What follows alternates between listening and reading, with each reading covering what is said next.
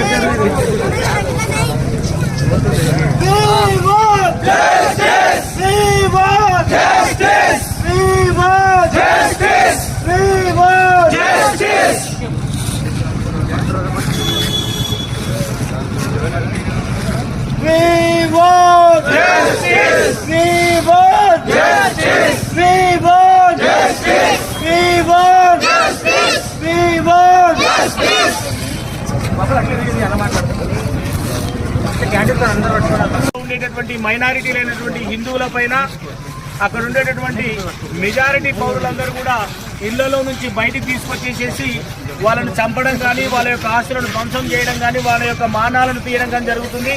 అదొక్కటే కాదండి, దాంతో పాటుగా ఆర్మీ యొక్క సపోర్ట్ తీసుకొని అక్కడ ఇళ్లలో మరీ దౌర్జన్యంగా ప్రవేశించి ఇళ్లలో ఉండేటటువంటి పసిపిల్లలను సైతం కూడా చూడకుండా వాళ్ళందరినీ కూడా చంపడం జరుగుతుంది. దీనికి మనం నిరసనగా ఈరోజు మనం ఇక్కడ మెజారిటీ ఉన్నాం.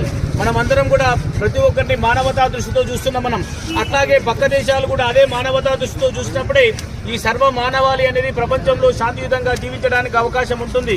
కాబట్టి ప్రతి ఒక్కరు కూడా ఈ యొక్క హిందువులపైన జరుగుతున్నటువంటి బంగ్లాదేశ్లో దాడులను మానవతా దృష్టితో ప్రపంచ దేశాల యొక్క ప్రెజర్ బంగ్లాదేశ్ మీద జరుగుతుంది. కాబట్టి అప్పుడు ఏ ప్రపంచంలో మన ప్రపంచంలో ఉన్నటువంటి ఏ మతమైనా కానివ్వండి, మనమందరం ముందుగా మానవులం, ఆ తర్వాతనే మన మతాలను సృష్టించుకున్నాం.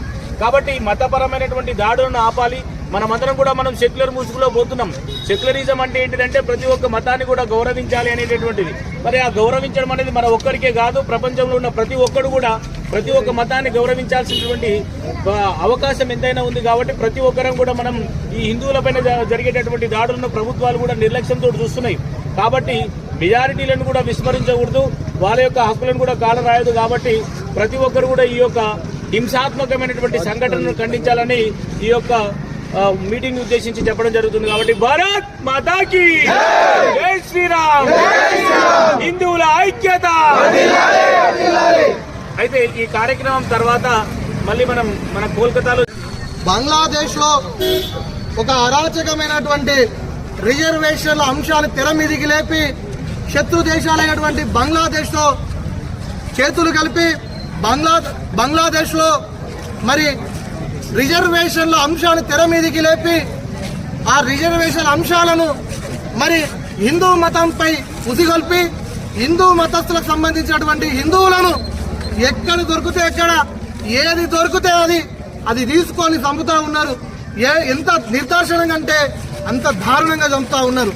మరి ఇప్పటికి కూడా మనం మేల్కొనకపోతే చాలా ప్రమాదం ముందులో ఉంది. కాబట్టి ఈ దేశంలో ఉన్నటువంటి సెక్యులర్ ఎదవాళ్ళకు నేను చెప్తా ఉన్నా, దేశంలో ఉంటూ దేశం గాలి పీలుస్తూ దేశం ఉప్పు తింటూ కూడా మీరు దేశానికి వెన్నుపోటు కొడుతూ ఉన్నటువంటి ఓ ఉగ్రవాద ముష్కరులారా, ఖబర్దార్ బిడ్డ, మీరు గిట్ట భారతదేశం మీద కన్నేస్తే మీ కన్నుగుడ్లు వీకి కోటిలు ఆడతామని చెప్పేసి ఈ సందర్భంగా హెచ్చరిస్తా ఉన్నాం. ముఖ్యంగా ఈరోజు వాస్తవంగా చూస్తా ఉన్నాం, ఈరోజు బంగ్లాదేశ్ నుండి భారతదేశానికి దాన్ని వ్యాపించాలని చెప్పేసి కుట్రలు పంతా ఉన్నారు.